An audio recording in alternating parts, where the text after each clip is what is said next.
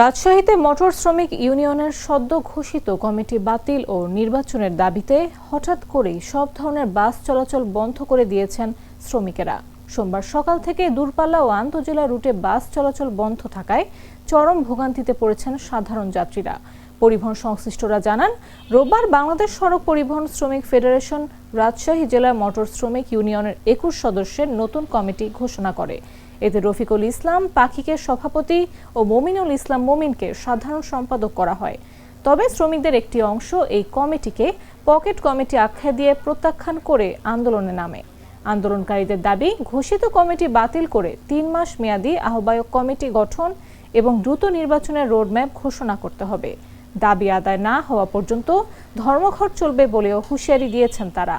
সকাল থেকে রাজশাহী কেন্দ্রীয় বাস টার্মিনাল, ভদ্রা, শিরোইল ও রেলগেট এলাকায় হাজারো যাত্রীকে বাসের অপেক্ষায় থাকতে দেখা যায়।